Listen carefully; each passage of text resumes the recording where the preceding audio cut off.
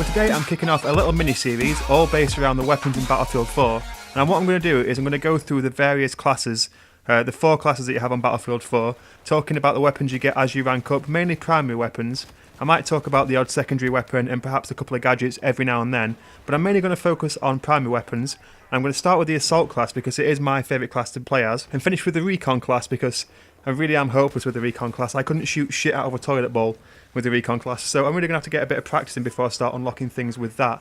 So I'm going to start with the Assault class right back at the beginning with the AK-12. Now this is a gun that we had a lot of experience with both in the beta, or beta, depending on how you like to say it, and in the full game as well. It's a gun you start with, and it actually starts with a few attachments as well. You start with a laser pointer, a Cobra sight, and I think a foregrip, correct me if I'm wrong, you get an ergo grip to start with as well, which is much more than you got in Battlefield 3. When you started in Battlefield 3 you got, I think it was a version of an AK, I think an AK-74, an M16, and when I got the game I also had an M416, and you start with absolutely no attachments on those as well, so you just tended to get a little bit dicked on at the start because you were just firing down iron sights, especially if you joined the game late like I did. Everyone else had their sights on the weapons and you just got destroyed. This actually comes with a sight, a grip and a laser pointer on it to begin with, and if you look at the stats it's actually quite a good weapon. In terms of damage it actually does the bog standard level of damage that you get in most assault rifles on Battlefield 4, max of 25, minimum of 18. That's the same you get on things like the M416, AK-971, the AUG A3.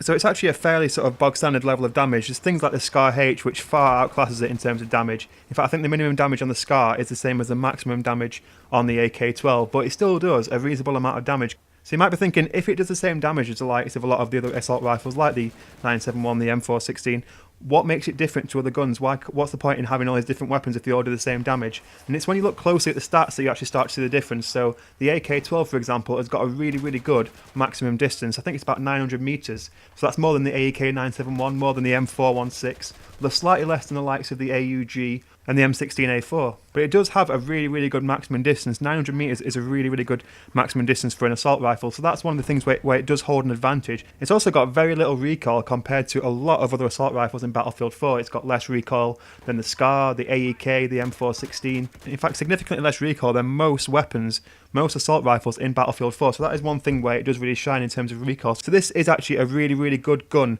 for long distance combat and sort of mid to long range combat. I would recommend the AK-12. It's not like when you play Battlefield 3 you might have used sort of the AK-74 or the M416 to start with and then branched out into other weapons and found you like to use other weapons. You can go back to this actually and find it's still a really, really good weapon. The only place it really lets you down is in close quarters because it's not got a very high fire rate. It's sort of 650 rounds per minute. So if you compare that to another extreme, the AK-971, which has got a stupidly fast fire rate, that's hitting off 900 rounds per minute.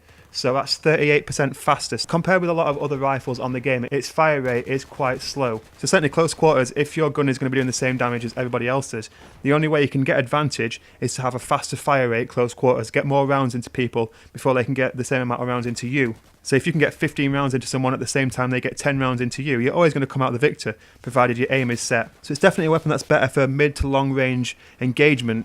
The AK-12, that's where I think it definitely shines. So it is quite good for domination, but only if you use it correctly. You can't just try and stay in close quarters situations. You try and use the fact that it is very good over a long distance. Try and use that to your advantage with the AK-12. If you want to go in and just spaff bullets everywhere close quarters, you're better off with something with a much higher fire rate. But I do really like this weapon, and I am actually going to use it outside this series a little bit as well. I do have a bit of a fondness for this weapon. I think it's really, really good. Other features is it's got a fairly fast tactical reload and a very, very fast empty reload as well. So if you're a compulsive reloader, this is good for you. But also if you like to wait until your clip's empty before you reload again, it's pretty fast with that as well. So that's basically my summary of the AK-12. It's a great mid to long range weapon. It's got a very, very small amount of recoil, very average damage, the same as a lot of other assault rifles in the game. But like I said, if you're going to be doing very close quarters combat, you want something with a higher rate of fire than this, I personally reckon. But it is very good for compulsive reloaders, like myself. So up next will be the Scar H, the second weapon that you unlock in the assault class in Battlefield 4.